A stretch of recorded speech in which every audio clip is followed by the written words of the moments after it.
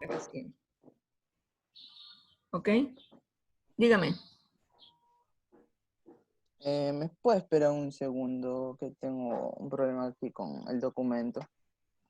Un Adelante. segundo nomás. Esperamos.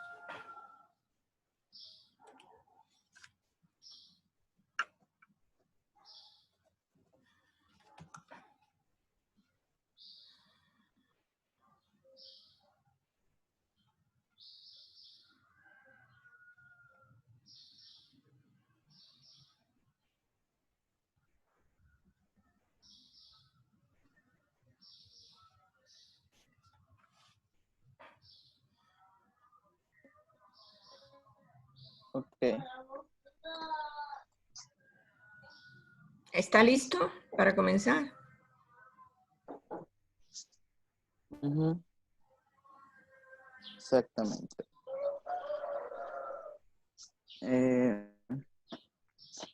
Buenos días, compañeros, doctora presente. El tema de mi grupo trata sobre la Convención sobre el Cambio Climático. A continuación les voy a dar una breve reseña de lo que es la historia. Bueno,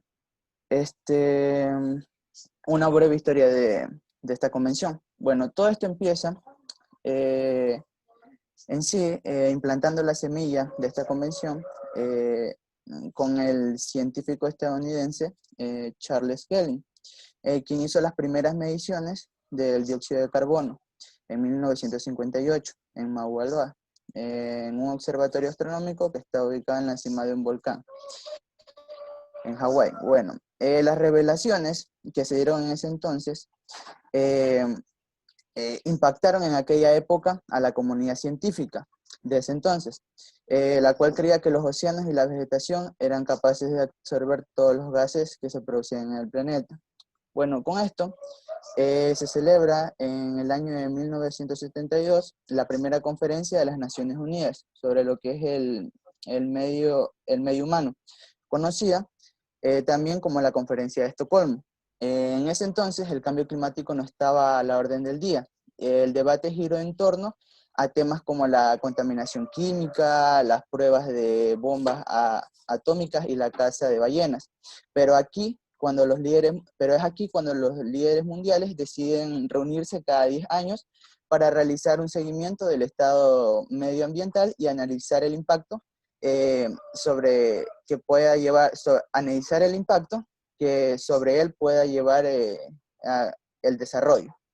Bueno, con esto, la Convención del Marco de las Naciones Unidas sobre el Cambio Climático fue adoptada oficialmente en el año de 1992 y entró en vigor en el año de 1994, la cual ha sido ratificada por 195 países, por los cuales son parte de esta convención. Bueno, en sí, la convención reconoce la existencia del problema del cambio climático y establece un objetivo último, el cual es lograr la estabilización de las concentraciones de gases de efecto invernadero en la atmósfera, con el fin de impedir las interferencias antropogénicas, es decir, las que son causadas por el hombre, Muy bien. Muchas peligrosas para gracias. lo que es el sistema climático. Terminó el tiempo. Otro compañero. Ya, yo voy a dar el resumen. Y lo voy a hablar sobre el protocolo de Kioto, el Acuerdo de París y la cumbre sobre la acción climática 2019. El protocolo de Kioto, en 1995, la comunidad internacional inició negociaciones para fortalecer la respuesta mundial al cambio climático. 2 años después, en 1997, 83 países firmaron y 400 ratificaron el protocolo de Kioto. Hoy, actualmente, son 192 los países parte. Esto obliga jurídicamente a los países en desarrollo que son parte a cumplir una meta de reducción de emisiones. El periodo de compromiso del protocolo comenzó en el 2018 y finalizó en el 2012. El segundo periodo de compromiso empezó el 1 de enero de 2013 y terminará en 2020. El Acuerdo de París En las 29 conferencias en París en 2015, la parte de la Convención del Marco de las Naciones Unidas sobre el Cambio Climático alcanzaron un acuerdo histórico con el objetivo de combatir el cambio climático y acelerar e intensificar las acciones y las inversiones necesarias para un futuro sostenible con bajas emisiones de carbono. El Acuerdo de París agrupa a todas las naciones del mundo por primera vez en la historia bajo una causa común, realizar ambiciosos esfuerzos con el objetivo de combatir el cambio climático y adaptarse a sus efectos. Ya, la cumbre sobre la acción climática en el 2019. El 23 de septiembre de 2019, el secretario general Antonio Gutiérrez convoca a los Estados miembros a participar en la cumbre sobre la acción climática, un importante evento que reúne a líderes mundiales del sector privado y a la sociedad civil con la finalidad de respaldar, incrementar y acelerar el proceso multilateral en la acción climática. Para dirigir los Muy preparativos de bien. esta... Siguiente. Bueno, en cuanto a los avances de este convenio, tenemos como primer punto al establecimiento del objetivo para los países desarrollados de aportar 100.000 millones de dólares para proyectos de financiación climática en países en vías de desarrollo. Este otro avance es la formalización del objetivo de limitar el incremento de la temperatura global por debajo de 2 grados centígrados respecto al nivel de la era preindustrial. También tendremos como otro punto el lanzamiento del grupo de trabajo de la plataforma Durban y sus 2 vías de trabajo, una dedicada a trabajar para alcanzar un acuerdo climático vinculante y global y otra que es dedicada para aumentar el nivel de ambición climática. También encontramos otro avance, como es el segundo periodo de compromiso derivado del protocolo de Kioto. Y por último encontraremos al lanzamiento de la Alianza de Marrakech para la Acción Climática Global como plataforma para involucrar a la sociedad civil y potenciar su papel en el proceso de acción climática mundial. Siguiente, por favor. Bueno, el 26 de julio de 2016, Ecuador suscribió el Acuerdo de París bajo la Convención Marco de Naciones Unidas sobre el Cambio Climático. Este reemplazaría el Protocolo de Tokio, y con esta acción el Estado ecuatoriano, coherente con su vocación de protección ambiental y sus propuestas de vanguardia en el proceso geopolítico de lucha contra el cambio climático, se suma a los 175 países del mundo que han firmado dicho acuerdo. Durante las negociaciones, el Ecuador colaboró de manera significativa al texto final con la inclusión del concepto de justicia climática. Asimismo, en materia de bosques, Ecuador aportó con su experiencia en política e incentivos positivos para la reducción de emisiones por deforestación y degradación de los bosques, en políticas de conservación, gestión sostenible de los bosques y aumento de las reservas forestales de carbono. Gracias. Siguiente.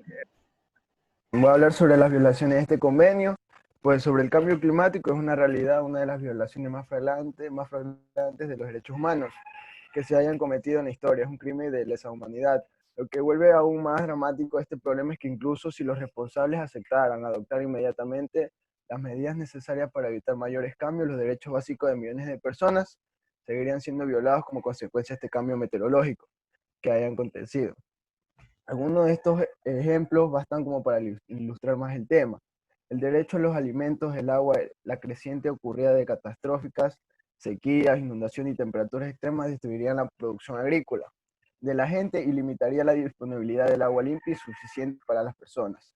El derecho a la salud, la malnutrición, las oleadas de calor, el frío extremo y nuevas enfermedades relacionadas con el cambio ambiental afectará la salud de las personas y en casos de muchos provocarán la muerte. El derecho a vivir con su propio país, los efectos del clima obligarán a millones de personas a abandonar su territorio y convertirse en refugiados climáticos. El derecho a la paz, a las situaciones desesperadas provocan el cambio climático y desembocará un desorden de represión e incluso las guerras. Eso sería todo. ¿Alguien más?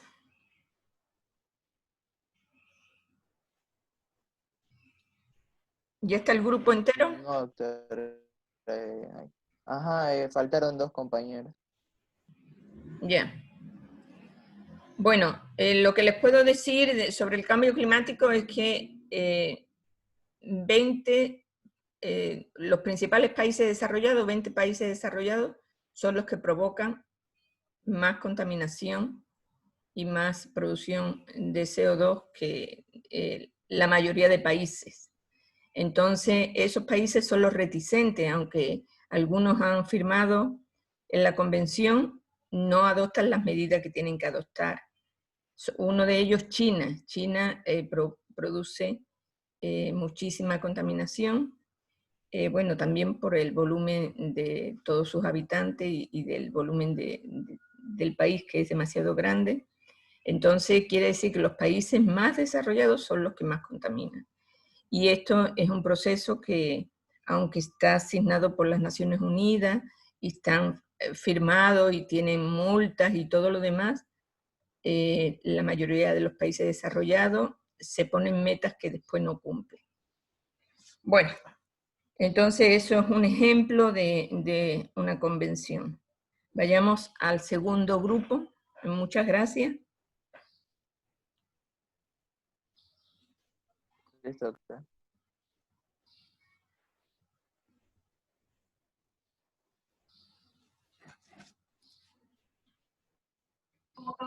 Ya, buenos días. Este es el grupo 2 y nuestro tema es sobre los derechos indígenas. A continuación, mi compañero. Declaración Ok. Universal sobre los Derechos Indígenas. No es una convención, es una declaración. Ok, yo les voy a hablar sobre la historia de la declaración. La Organización Internacional del Trabajo, OIT, fue el primer organismo internacional que abordó las cuestiones triviales e indígenas y advirtió que era necesario que la comunidad internacional les prestara atención y cooperara con dichas comunidades. Ellos elaboraron 2 instrumentos internacionales que atañen exclusivamente a los pueblos triviales e indígenas: el Convenio sobre la Población Indígena y Triviales de 1957 y el Convenio sobre Pueblos Indígenas y Triviales de 1989. En 1971, la Subcomisión de Prevención de Discriminaciones y Protección a las Minorías nombró a uno de sus miembros, José R. Martínez Cobo, al cargo de relator especial, con el cometido de realizar un estudio de amplio espectro sobre la discriminación de los pueblos indígenas.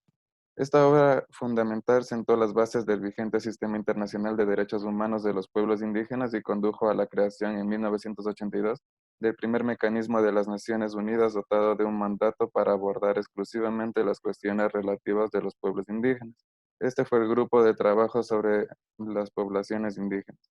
En 1993 el grupo terminó de preparar un proyecto de declaración sobre los derechos de los pueblos indígenas en colaboración con organismos gubernamentales indígenas y otros participantes no gubernamentales. El proyecto de declaración fue aprobado por la subcomisión en 1994 y fue sometido a la Comisión de Derechos Humanos, que estableció en 1995 su propio grupo de trabajo con el fin de examinar.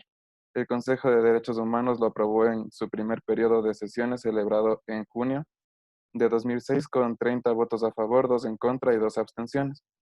La aprobación de la declaración por la Asamblea General fue el 13 de septiembre del 2007 y marcó la culminación de más de 2 décadas de negociaciones en las que participaron numerosos estados y pueblos indígenas. Bien, como mi compañero dijo, fue aprobado por la Asamblea General el 13 de septiembre del 2007. La Declaración sobre los Derechos de los Pueblos Indígenas fue aprobada por la Asamblea con 144 votos a favor, 4 en contra y 11 abstinencias. Desde su aprobación, Australia, Nueva Zelanda, Canadá y Estados Unidos han revertido su decisión y ahora han adherido a la declaración Colombia y Samoa. Gracias. Siguiente, por favor. Ya bueno, ahora les voy a hablar sobre la Declaración de las Naciones Unidas sobre los Derechos de los Pueblos Indígenas. Esta va a contar con 46 artículos que van a garantizar un mejor futuro para los pueblos y también para el mestizaje y la cultura en la era de la globalización. El derecho de los indígenas va a ser el reconocimiento de los derechos colectivos de un pueblo natural de una región que va a incluir el derecho a su propio idioma, su cultura, religión y el territorio que tradicionalmente había habitado su pueblo. En especial, esto último va a tener una gran relación con el colonialismo y la invasión de la tierra en épocas anteriores, refiriéndose que los pueblos indígenas han sufrido injusticias históricas e intentan reparar esta situación desde mediados del siglo XX. Las grandes victorias del derecho de los pueblos indígenas es que en la actualidad los pueblos indígenas tienen un documento que afirma y ratifica en sus disposiciones más importantes el disfrute pleno de todos los derechos humanos y las libertades fundamentales reconocidas en la Carta de las Naciones Unidas, la Declaración Universal de Derechos Humanos, que este es el artículo 1, que nacen libres e iguales a todos los demás pueblos, artículo 2, libre determinación para perseguir su desarrollo económico, social y cultural, artículo 3, y autonomía y autogobierno en cuestiones relacionadas con asuntos internos y locales, artículo 4, y que tienen el derecho a conservar y reforzar sus propias instituciones políticas, jurídicas, económicas, sociales y culturales, artículo 5, y por último tenemos el artículo 7, que los pueblos indígenas van a tener el derecho colectivo a vivir en libertad, paz y seguridad, y que no van a ser sometidos a ningún acto de genocidio ni a ningún otro acto de violencia. Ok, siguiente.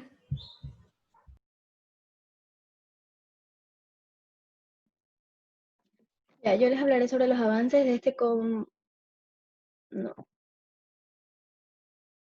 sobre la Declaración de las Naciones Unidas sobre los derechos de los pueblos indígenas del Ecuador. La Defensoría del Pueblo de Ecuador, como la Institución Nacional de Derechos Humanos, tienen competencias de protección y promoción de los derechos humanos, los cuales se encuentran consagrados en la Constitución y en la ley. En esta perspectiva se desarrolla su misión a través de procesos de atención y tutela de casos, incidencia en políticas públicas y legislación, educación y promoción de derechos humanos y derechos de la naturaleza. En el año 2012, con la cooperación de la Oficina de Alto Comisionado de las Naciones Unidas para los Derechos Humanos, también con el Ministerio Coordinador de Patrimonio y con el Ministerio de Justicia y Derechos Humanos, se desarrollaron módulos de formación sobre los derechos colectivos de pueblos y nacionalidades del Ecuador, como una guía de formación acerca de su historia, derechos, normativa nacional e internacional y el papel de Defensoría del Pueblo. Finalmente, la Defensoría del Pueblo de Ecuador en el año 2016 informó a la Oficina del Alto Comisionado de las Naciones Unidas para los Derechos Humanos y el Departamento de Asuntos Económicos y Sociales de las Naciones Unidas la incorporación y el desarrollo de políticas nacionales para la implementación del Plan de Acción Nacional y para alcanzar los fines de la Declaración de las Naciones Unidas sobre los Derechos de los Pueblos Indígenas. Resulta aconsejable meditar sobre estas realidades. Debemos conocer y respetar la diversidad, pero sin llevar las cosas a extremos peligrosos ni pretender estirar en demasiado los alcances de normas constitucionales y convenios internacionales. Siguiente. Bueno, yo les voy a hablar sobre avances de este convenio. Tenemos el convenio número 169 de la OIT, que en junio de 1989 la Asamblea General de la OIT aprobó de la Convención número 169, denominada Convenio sobre Pueblos Indígenas y Tribales en Países Independientes, cuya orientación difiere de manera radical del Convenio 107. Así lo señala en forma expresa uno de sus considerandos, que dice que la evolución del derecho internacional desde 1957 y los cambios sobrevenidos en la situación de los pueblos indígenas y tribales en todas las regiones del mundo hacen aconsejable adoptar nuevas normas internacionales en la materia a fin de eliminar la orientación hacia la asimilación de las normas anteriores. Tenemos el convenio 169 y la legislación nacional. Es cuando el Estado ecuatoriano, a través del Congreso Nacional, aprobó el día 14 de abril de 1998 el convenio 169. La resolución se publicó en el número 304 de registro oficial, correspondiente al 24 del mismo mes y año. El artículo 84 está dedicado exclusivamente a los derechos colectivos reconocidos a los indígenas. El Estado reconocerá y garantizará a los pueblos indígenas de conformidad de esta Constitución y la ley el respeto al orden público y a los derechos humanos. Siguiente. Bueno, continuando, tras haber logrado poco o ninguna atención en la comunidad mundial durante varios decenios de años, los pueblos indígenas cada vez han obtenido más notoriedad y han logrado que su voz se escuche en foros internacionales. La declaración ya ha suscitado mejoras concretas, tanto en las Naciones Unidas como en diversas organizaciones regionales. También tenemos lo que es la participación de ciertos grupos o foros, como lo puede ser, que han ayudado en lo que es que se cumplan los derechos de los indígenas, como es el Foro Permanente de las Naciones Unidas para las cuestiones de indígenas, las cuales velan porque se promueva la coordinación de las actividades que atañen a los pueblos indígenas en todo el sistema de las Naciones Unidas. También el mecanismo de expertos sobre los derechos de pueblos indígenas, lo cual asimismo se encarga de proporcionar que se velen por los derechos de los pueblos indígenas. Hasta la fecha, este ha elaborado estudios sobre el derecho de los pueblos indígenas a la educación, a participar en la adopción de decisiones, a la función de su lengua y su cultura. También al Consejo de Derechos Humanos sobre los derechos de los pueblos indígenas, lo cual abarca, entre otras tareas, la de formar las formas de superar los obstáculos existentes para la plena y eficaz protección de los derechos humanos y libertades fundamentales de los pueblos indígenas. Ahora, entre estos tres se puede considerar también como complementarios, y es que sus titulares se reúnen cada año para coordinar actividades e intercambiar información. Aparte que se ha visto la intervención de otros comités que han dado la ayuda de los derechos de los indígenas, como el Comité de Derechos Humanos, Comité para la Eliminación de la Discriminación Racial y Comité de Derechos Económicos, Sociales y Culturales. Y por último tenemos lo que es el EPU, que es un examen periódico universal, en el cual implica una revisión periódica de los registros de derechos humanos de los 193 Estados miembros de la ONU, y esto lo que hará es que se promueve a través de un mecanismo que se revisa cada 5 años 42 estados durante 3 sesiones, en los cuales el resultado de cada revisión es reflejado en un informe final que las listas de recomendaciones que el estado examinado tendrá que implementar antes de la próxima revisión. Siguiente, por favor. Doctora, yo también voy a hablar sobre la parte de Jaime, del compañero Jaime. ¿Ya? Bueno, a nosotros nos tocó hablar sobre el avance de este convenio en la actualidad en el Ecuador. La nueva constitución política hoy vigente incorpora diversas disposiciones relacionadas con los pueblos indígenas, que se denomina de los derechos colectivos. El artículo 48 está dedicado exclusivamente a los derechos colectivos reconocidos a los indígenas, y su texto dice así: el Estado reconocerá y garantizará a los pueblos indígenas, de conformidad con esta Constitución y la ley, el respeto al orden público y a los derechos humanos. Entre los derechos tenemos los siguientes: mantener y desarrollar y fortalecer su identidad y tradición en lo espiritual, cultural, lingüístico, social, político y económico. Mantener la posesión ancestral de las tierras comunitarias y obtener su adjudicación gratuita conforme a la ley. También participar en el usufructo, administración y conservación de los recursos naturales renovables que se hallen en sus tierras. Aquí ya viene la parte de mi compañero Jaime. Bueno, pues a él le tocó sobre los siguientes derechos, que es ser consultado sobre planes y programas de prospección y explotación de recursos no renovables que se hallen en sus tierras y puedan afectarlos ambiental o culturalmente. También pues participar en los beneficios de esos proyectos que se reporten en cuanto sea posible, y recibir indemnizaciones por los perjuicios socioambientales que les causen. También conservar y promover sus prácticas de manejo de la biodiversidad de su entorno natural, conservar y desarrollar sus formas tradicionales de convivencia y organización social, de generación y ejercicio de la autoridad. También a no ser desplazados como pueblos de sus tierras, también a la propiedad intelectual colectiva de sus conocimientos ancestrales, también a su valoración y uso de su desarrollo conforme a la ley. Mantener y desarrollar, también administrar su patrimonio cultural e histórico, acceder a una educación de calidad, contar con el sistema de educación intercultural bilingüe, a sus asistencias, conocimientos, prácticas de medicina tradicional, incluido el derecho a la protección de los lugares rituales sagrados, plantas, animales minerales, ecosistemas de interés vital desde el punto de vista de aquella. Formular prioridades.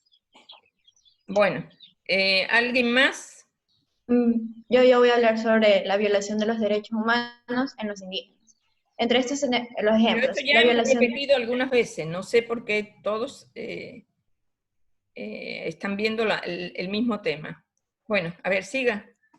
Bueno, los ejemplos eran la violación de los derechos humanos en cuanto a los pueblos indígenas de Aguayú y One Piece en Ecuador, lo que son la violación del derecho humano de los pueblos indígenas en aislamiento voluntario, libre o no contacto, que son en el pueblo de Tagaerí o Tairomani, Ecuador, violación del derecho humano de la identidad campesina y soberana en Colombia, lo que es la violación del derecho humano a la identidad indígena en los pueblos indígenas de Bolivia, la violación del derecho de la identidad como visión de un pueblo en Brasil, violación del derecho de la intangibilidad de territorios indígenas y sobre la falta de responsabilidad en el pueblo indígena Yanomami, Brasil, violación del derecho a la demarcación de territorios indígenas, pueblo indígena en Brasil también, y la violación del derecho al hábitat en las comunidades campesinas de Marañón, Brasil, y comunidades campesinas que corresponden a lo que es la cordillera del Ecuador, y la violación del derecho humano en el agua, el pueblo indígena de Perú.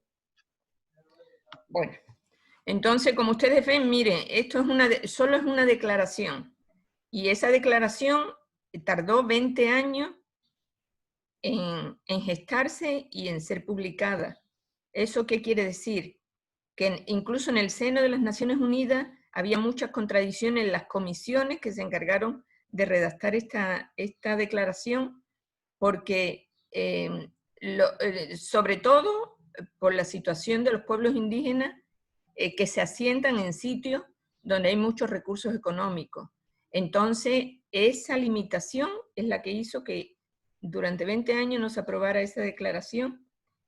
Y a pesar de que se ha aprobado, bueno, como ustedes saben, la declaración no es vinculante, claro que existe el convenio 169 de la Organización Internacional del Trabajo, la OIT, en algunos países, por ejemplo, Ecuador tiene firmado ese convenio, donde le da muchos derechos a los pueblos indígenas, pero a pesar de eso, en toda América Latina, Brasil, Colombia, como decía la compañera, están vulnerados los derechos, los pueblos indígenas son desplazados, las fuentes de agua las contaminan, y todo eso para la extracción o de minerales o de petróleo de esa zona donde ellos tienen ancestralmente el derecho de estar ahí.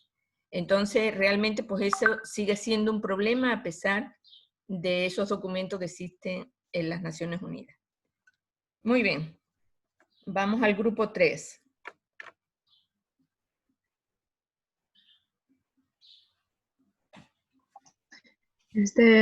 Buenos días.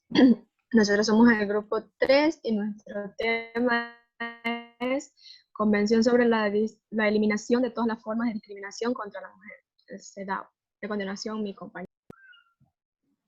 Les voy a hablar sobre la historia de la Convención sobre la eliminación de todas las formas de discriminación contra la mujer. Durante la primera Conferencia Mundial sobre las Mujeres, celebrada en la Ciudad de México en 1975, se hizo un llamado para adoptar una convención sobre la eliminación de todas las formas de discriminación. El 18 de diciembre de 1976, la Asamblea General de las Naciones Unidas adoptó la Convención sobre la eliminación de todas las formas de discriminación contra la mujer, conocidas por sus siglas en inglés como CEDAW, que entró en el vigor el 3 de septiembre de 1981, tras la ratificación de 20 países. La CEDAW es un instrumento pensado con base en las necesidades de las mujeres. Es una convención que considera, además del aspecto jurídico, el social, el antropológico y el feminista, para dar respuesta a los problemas de la desigualdad entre hombres y mujeres. Busca modificar los patrones de conducta, tanto de hombres como de mujeres, para eliminar las prácticas y conductas basadas en la idea de superioridad o inferioridad de cualquiera de los dos sexos.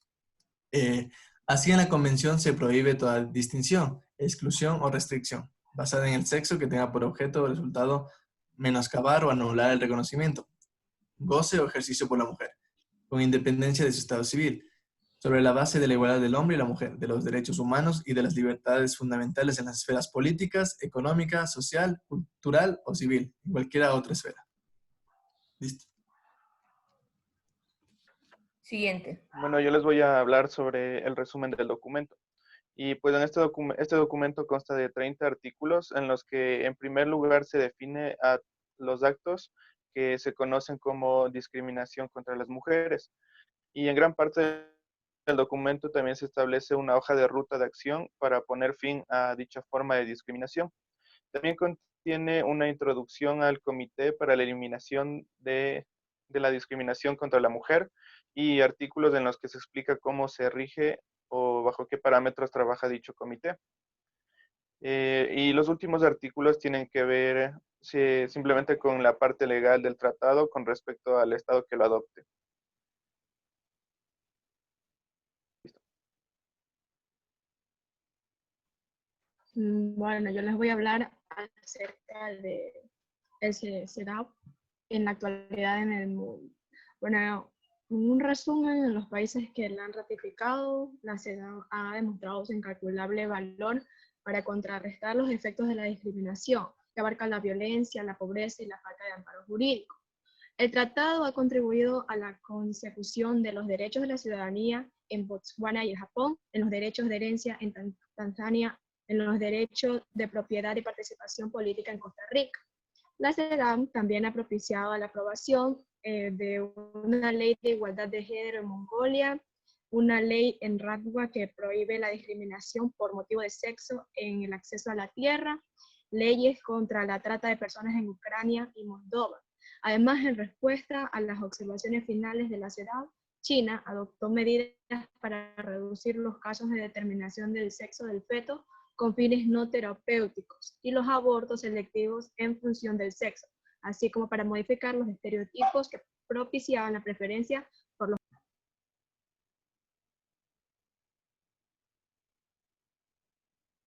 Siguiente, por favor. Ya, yo les voy a hablar sobre los avances de este convenio en el Ecuador. El Ecuador ha recorrido un largo camino en materia de los derechos de la mujer. La Constitución ha sido colectiva e involucrado a los movimientos de las mujeres de la sociedad civil, a los cambios que han sido personalmente en los hogares. El Estado ha tomado la decisión política para que la normativa, planes y programas sean aplicados con igualdad para todos y todas. El Estado ecuatoriano aprobó una Constitución que amplía el reconocimiento de los derechos humanos en general y en particular de las mujeres, incorporando la igualdad formal, material y no a la discriminación.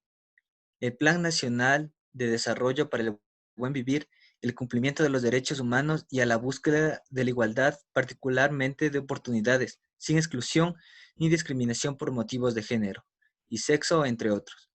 Incluye estrategias y políticas relacionadas con el acceso y participación igualitaria del hombre y mujer. Gracias.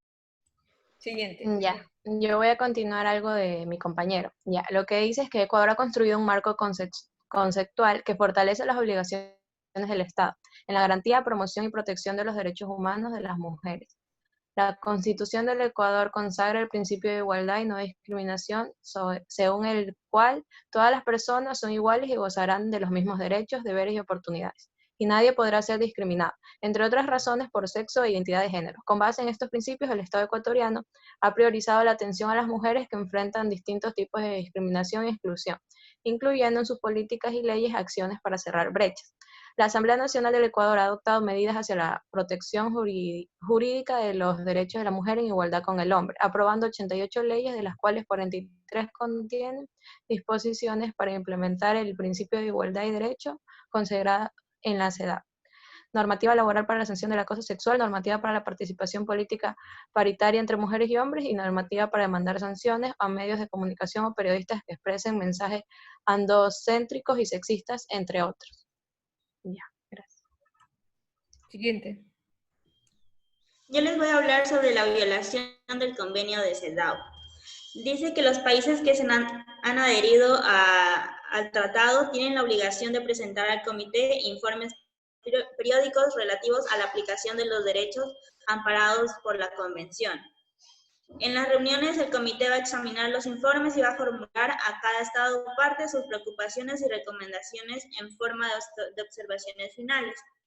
El comité va a disponer de un mandato para recibir comunicaciones de personas o grupos de personas que le presenten denuncias sobre violaciones de los derechos amparados por la Convención.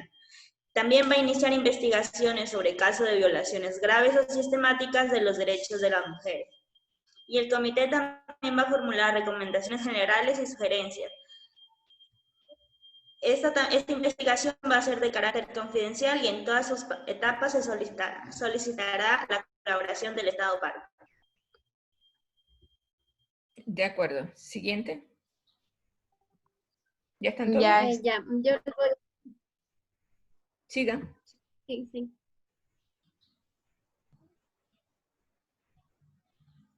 Leslie habla. Ah, ya. Es que yo voy a decir las conclusiones. Muy bien. Adelante. Como conclusiones tenemos es que la discriminación contra la mujer viola los principios de la igualdad de derechos y del respeto de la dignidad humana, que dificulta la participación de la mujer en las mismas condiciones que el hombre en la vida política, social, económica y cultural de un país, que constituye un obstáculo para el aumento del bienestar de la sociedad y de la familia, que entorpece el pleno desarrollo de las posibilidades de la mujer para prestar servicio en su país y a la humanidad. Otra de las conclusiones tenemos que se descartan las buenas prácticas para superar las diferencias. Es importante contar con los conocimientos de una legislación marco, los antecedentes comunes para sancionar la violencia y la trata de personas. Las organizaciones internacionales no solo deben servir para la reflexión, sino que a pesar de las palabras y los hechos, hay que avanzar en una legislación común.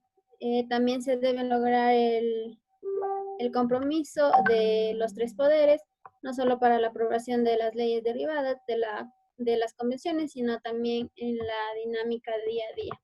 Ya, gracias.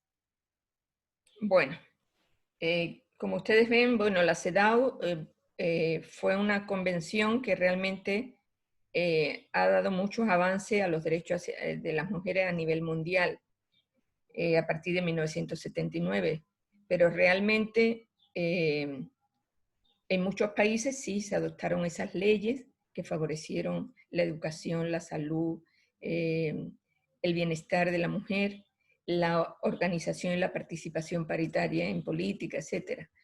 Pero en otros países todavía hay millones de mujeres a nivel mundial, millones, son bastantes millones de mujeres que sufren violaciones colectivas, que sufren matrimonios forzados, que sufren mutilaciones, por ejemplo, la mutilación genital en África. Es escandaloso los millones de mujeres que tienen que sufrir la mutilación genital por una cuestión cultural. Y todavía, aunque las Naciones Unidas ha tenido mucho avance en este aspecto, pero en muchos países no adoptan todavía legislaciones que favorezcan los derechos de las mujeres. En la región, o sea, en las Américas, se ha avanzado muchísimo porque la Convención Interamericana de Derechos Humanos, el Comité Interamericano de Derechos Humanos hizo una convención en Brasil, en Belém do Pará, para prevenir, sancionar y erradicar la violencia hacia la mujer. Entonces, también con esa convención, junto con la CEDAW, han favorecido a que se adopten leyes, sobre todo en las Américas y en Centro y Latinoamérica, para mejorar la situación de las mujeres. No obstante, la violencia hacia la mujer pues, es un problema de salud pública actualmente. Entonces, a pesar de todos los esfuerzos de las Naciones Unidas, existe todavía vulneración de derechos hacia la mujer a nivel mundial. Seguimos, grupo 4, por favor.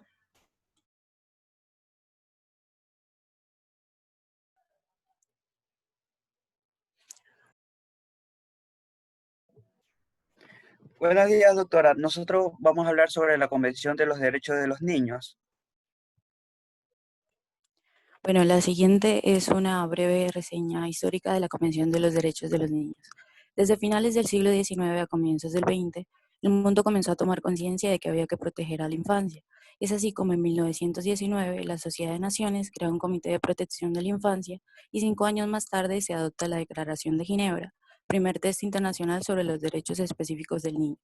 En 1948, tras la Declaración de los Derechos Humanos, la ONU comienza a trabajar en la protección de los niños y niñas, razón por la cual 11 años más tarde la organización publica la Declaración Universal de los Derechos del Niño. Sin embargo, debido al carácter de declaración, el instrumento carecía de obligatorio cumplimiento.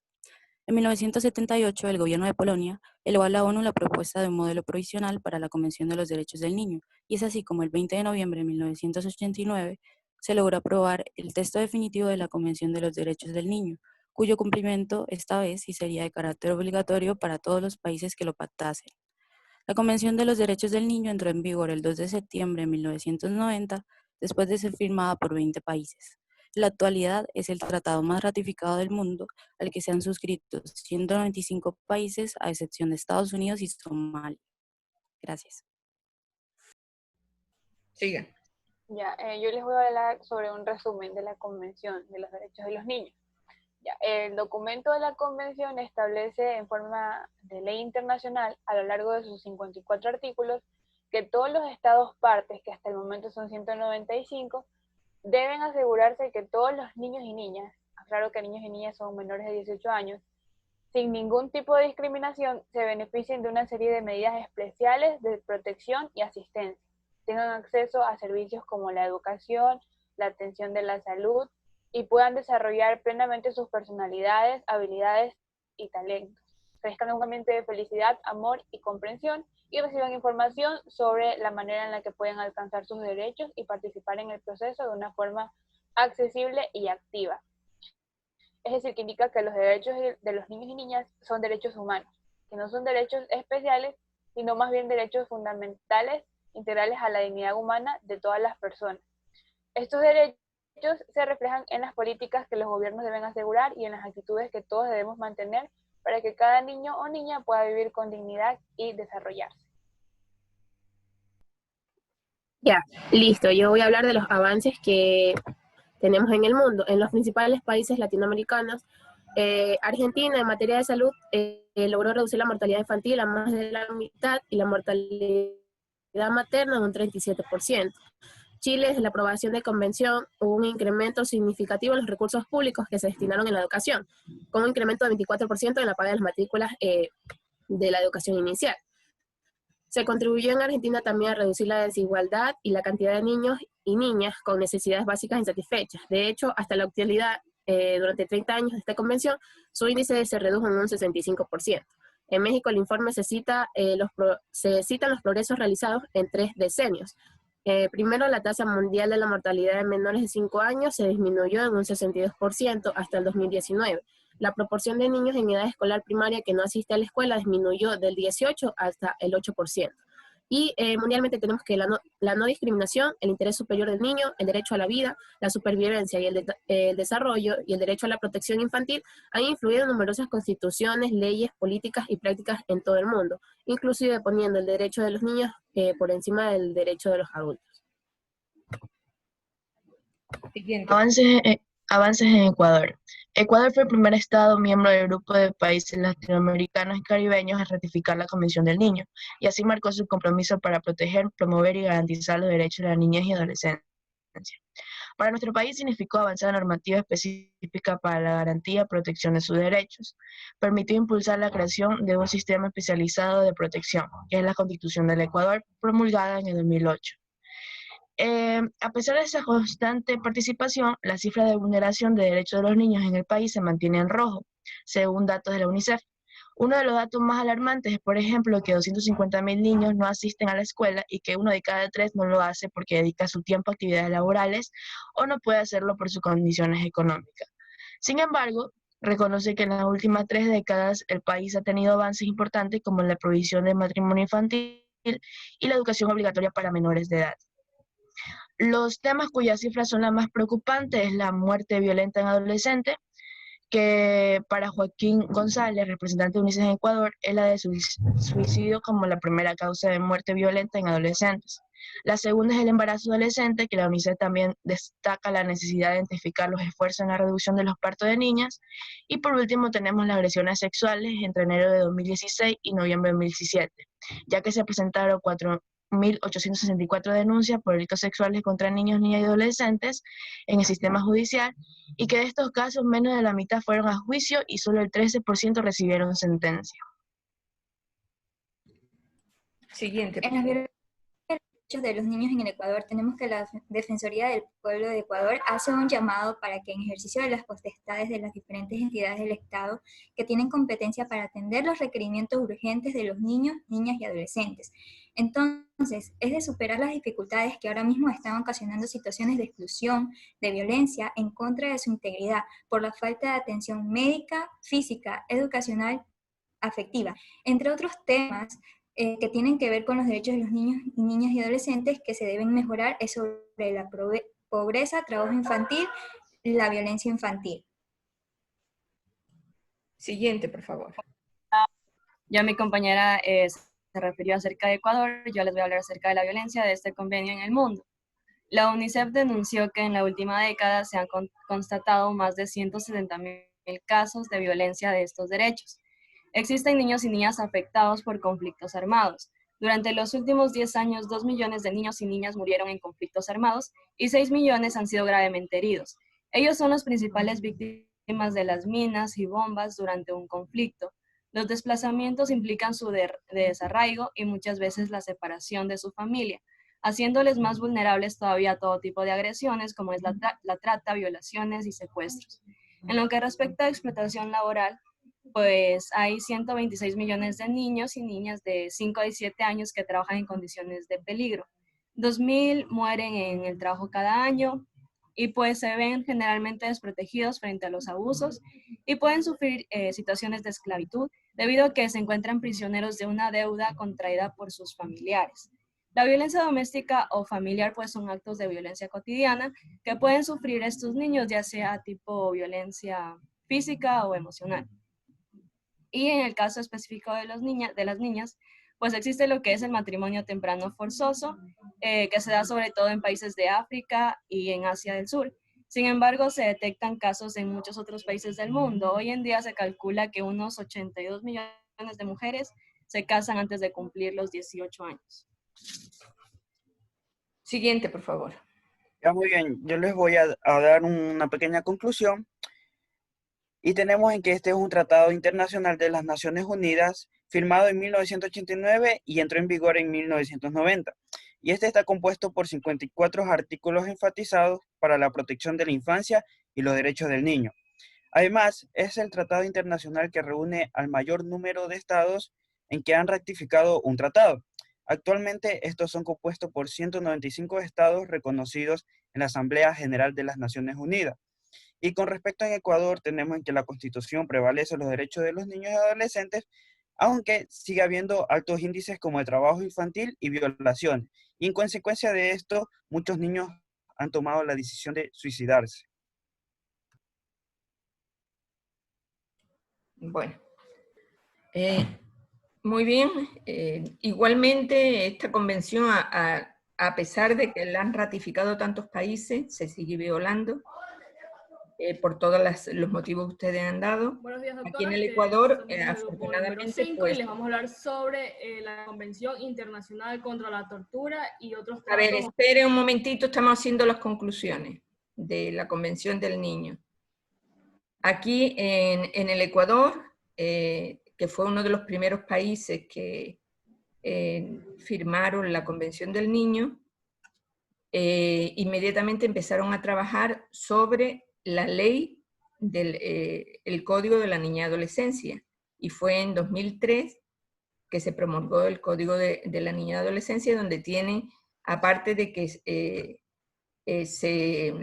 tiene muchísimos derechos, sobre todo el interés, o sea, el principio del interés superior del niño, se creó un sistema de protección integral de la niña y adolescencia, que vela por la inviolabilidad de los derechos del niño, aunque realmente aquí en el país, por ejemplo, la violación de derechos o el maltrato en el sistema educativo ha bajado radicalmente después de la promulgación del Código de la Niña y Adolescencia.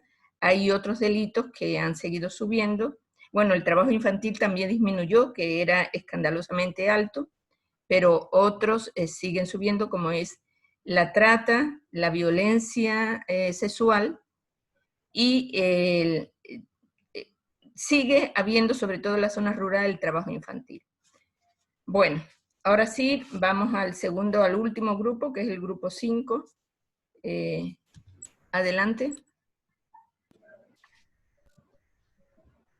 Bueno, ahora sí. Bueno, nuestro tema es la Convención Internacional contra la Tortura y otros tratos o penas crueles, inhumanos o degradantes. Bueno, tenemos que la Convención contra la Tortura y otros tratos o penas crueles, inhumanas o degradantes es uno de los principales tratados internacionales en materia de derechos humanos contra la tortura. Fue adoptada por la Asamblea General de las Naciones Unidas el 10 de diciembre de 1984. La tortura es una violación seria de los derechos humanos y estrictamente condenada por el derecho internacional, particularmente por la Declaración Universal de los Derechos Humanos. El artículo 5, el cual afirma que nadie será sujeto a una tortura o cualquier otro tratamiento degradante, inhumano.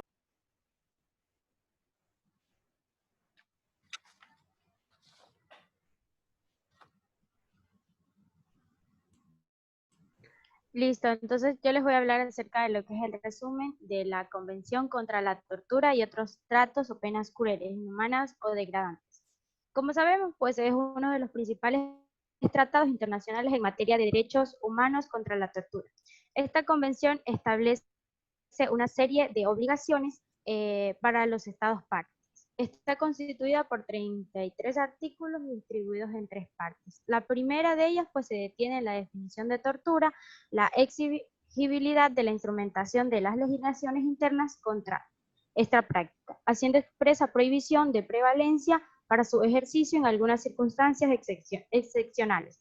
La segunda parte pues implanta la creación de un comité contra la tortura, al cual todos los estados partes deben presentar informes periódicos sobre la manera en que se realizan los derechos humanos protegidos por esta convención. La tercera parte pues se declara las posibilidades de ratificación o adhesión de la presente convención por los estados partes, así como otros elementos particulares. Además, esta convención también cuenta con un protocolo facultativo que fue adoptado por la Asamblea General de las Naciones Unidas un 18 de diciembre del 2002, entrando en vigor el 22 de junio del 2006. Su objetivo principal pues es prevenir la tortura, abriendo los lugares de detención al escrutinio por parte de las entidades independientes. Siguiente. Es por ello que se promueve la creación de instituciones para la prevención de la tortura, el desarrollo de procedimientos específicos, nuevas formas de abordaje, interacción, cooperación entre instituciones para la prevención de la tortura. También los programas sobre prevención y prohibición de la tortura, los protocolos de actuación sobre uso racional de la fuerza y armas de fuego, los de intervención ante denuncias de hechos de tortura y otros, las medidas para concretar los dispositivos para la conservación de registros adecuados en las comisarías y cárceles, además de los programas de protección de testigos, las medidas de mitigación del riesgo de los mecanismos de protección a personas en situación de mayor vulnerabilidad de sufrir tortura y las políticas públicas de acceso, producción y difusión de informaciones relacionadas a la prevención y sanción de la tortura, tienen la capacidad de reducir la asimetría de informaciones entre el individuo y el Estado, garantizándole más elementos de defensa y protección contra violaciones de derechos humanos. Ok. Siguiente, por favor. Le voy a hablar sobre los avances de la Convención Internacional contra la Tortura y otros tratos o penas crueles, inhumanos o degradantes en el Ecuador. Ecuador ha sido signatario de la Convención contra la Tortura y otros tratos o penas crueles, inhumanas o degradantes de las Naciones Unidas desde febrero de 1985, la cual fue ratificada en 1988, obligándose a tomar medidas legislativas, administrativas, judiciales o de otra índole para impedir los actos de tortura en su propio territorio. Este compromiso establece que ninguno de los casos podrá invocarse o por ninguna de las circunstancias excepcionales, tal como un estado de amenaza o de guerra, para la inestabilidad política o de cualquier otro tipo de emergencia pública, ni tampoco la orden de un superior o de una autoridad pública como justificación para el cometimiento del acto de tortura. Adicionalmente, Ecuador se ha comprometido a enfrentar esta práctica atentatoria contra los derechos humanos con la firma y la ratificación de otros instrumentos internacionales, como es el Pacto Internacional de los Derechos Civiles y Políticos, el Estatuto de Roma de la Corte Penal Internacional, la Convención Americana de los Derechos Humanos, la Convención Interamericana para Prevenir y Sancionar la Tortura y el Protocolo Facultativo a la Convención contra la Tortura. Gracias. Siguiente. Ya, bueno, en este caso vamos a ver lo que son ejemplos de violaciones de esta convención. Vamos a ver el caso que ha suscitado en Guatemala, que es la violación del artículo número 2. Durante el enfrentamiento armado interno, la tortura fue aplicada sistemáticamente por agentes del Estado en el contexto de otras graves violaciones de derechos humanos, en particular junto con las desapariciones forzadas y las ejecuciones arbitrarias. La tortura en la generalidad de estos casos iniciaba con detención violenta y culminaba con lo que es la ejecución de las víctimas.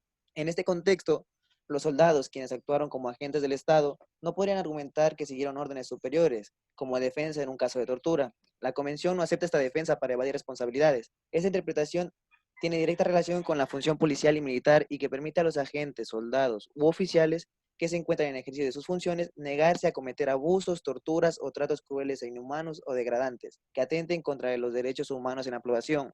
En el caso de Guatemala, gracias al informe de la Comisión para el Esclarecimiento Histórico, recomendó que la aplicación de la Ley de Reconciliación Nacional, que establece que no se elimina la responsabilidad penal en los delitos de genocidio, tortura y desaparición forzada, porque estos van a ser imprescriptibles.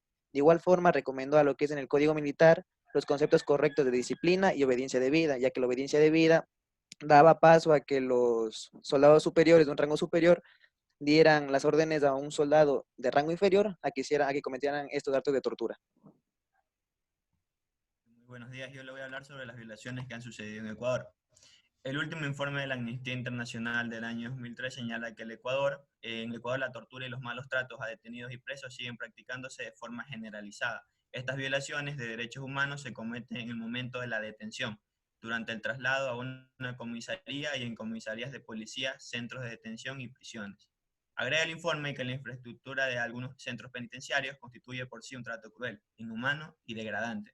Hay ocasiones en que detenidos muy pobres permanecen recluidos durante meses soportando esas condiciones al no disponer de recursos para acelerar las actuaciones judiciales para su puesta en libertad. Asimismo, en un informe de 2002 sobre el sistema penitenciario en el Ecuador, la Federación Internacional de Derechos Humanos señaló las grandes falencias del sistema penitenciario, en el cual se violan derechos consagrados en la Constitución Política de la República. Gracias. Bueno. Hemos terminado de revisar estas convenciones internacionales o declaraciones y bueno, como ustedes verán, existen muchas convenciones que apoyan los derechos humanos, pero también existe una sistemática violación de las mismas. Los que sean curiosos pueden seguir revisando este tipo de documentos porque realmente es bastante interesante. El hecho es que ya hemos terminado esta parte de la materia. Doctora, Sí. buenos días, discúlpeme. Dígame. Me toca dar las conclusiones. Ah, bueno, del tema. adelante. Yo Ya. estaba preguntando Gracias. quién faltaba. 2, 4, 6. Muy bien. Ya, bueno. Según lo expuesto, se pueden destacar algunos aspectos imprescindibles, tales como de que la Convención contra la Tortura y otros tratos o penas crueles fue adoptada principalmente por la Asamblea General de las Naciones Unidas el 10 de diciembre de 1984. Y de aquí Y de esta convención establece una serie de obligaciones para los Estados partes y crea un órgano de tratado, el Comité contra la Tortura. Otro punto para destacar es que la tortura va a ser una violación muy seria de los derechos humanos y que va a estar estrictamente condenada por el derecho internacional, específicamente el artículo 5 de la Declaración Universal de los Derechos Humanos. También la Convención contra la Tortura y otros tratos, penas crueles, inhumanas, va a estar constituida por 33 artículos distribuidos en 3 partes, como ya lo expusieron mis compañeras. Y también que la Convención busca impedir absolutamente el uso de las torturas por parte de los Estados. Es por eso que se promueve la creación de instituciones para la prevención de la tortura. También, si nos damos cuenta en cómo el Ecuador también lo ha podido adoptar, es de que según las Naciones Unidas, en febrero de 1985 y que se ratificó en marzo de 1988, se fue obligado a tomar medidas legislativas, administrativas, judiciales o de otra índole para impedir los actos de tortura en el territorio. Y también voy a tomarme los dos ejemplos que realizó un compañero, es de que se puede evidenciar los daños y las consecuencias que la tortura va a dejar en el ser humano o en los individuos. También, como el primer caso decía, de que se va a realizar aquella tortura denigrante al momento que se golpea, o también se le puede negar los alimentos. Y también principalmente de que ese acto de tortura fue cometido por un agente de la policía, específicamente en el desarrollo de su cargo. Y según el segundo caso, que también fue expuesto, es de que los soldados fueron quienes actuaron como agentes del Estado. Y ellos no podían ni siquiera argumentar que siguieron órdenes de aquellas autoridades superiores para defender un caso de tortura. Y también de que la Constitución Política de la República, específicamente en el artículo 23, numeral 2, va a prohibir, es decir, esto es de aquí, es de nuestra república, de que las penas crueles, las torturas y todo procedimiento inhumano, degradante o que implique violencia física, psicológica, sexual o coacción moral. Y bueno, estos han sido los puntos imprescindibles durante la intervención de todos mis compañeros. Muy bien. Muchas gracias a todos. Y como les decía, hemos terminado ya estos 2 talleres sobre derechos humanos. Nosotros vamos a proceder ya a pasar el promedio de los 2 talleres en una sola nota, que irá en el aula virtual. Y la próxima semana, pues, comenzamos ya las exposiciones, pero se va a comenzar el día viernes. El día lunes vamos a tener, yo les voy a dar 2 temas, va a ser una sesión solo de 1 hora más o menos, donde les voy a dar 2 temas introductorios para las exposiciones que ustedes van a hacer. Entonces, nos veríamos el día lunes. Y el viernes, por favor, tienen que preparar 3 grupos los temas de exposición. ¿Ok? Entonces, sin más, señores, no sé si hay alguna pregunta. Doctora, yo le quería preguntar, el tema de hoy lo hacemos en un documento y lo subimos, ¿verdad? No tienen que subir nada. Esto es un taller. Si hubiera sido presencial, ustedes habrían hecho una tarea en clase y al final me hubieran entregado un documento para constancia de que ustedes han trabajado y han consultado en clase. Hemos intentado hacer algo parecido virtual, pero no es necesario subir nada. El taller anterior, porque era un taller bastante largo, ese sí le hicimos que subieran un informe, porque también ese documento va a servir después. Yo voy a compilar ese documento para que sirva para el examen final. ¿De acuerdo? Bueno, señores, entonces, si no hay otra pregunta, nos despedimos hasta el lunes. Feliz fin de semana a todos. Listo, doctora. Gracias. Gracias.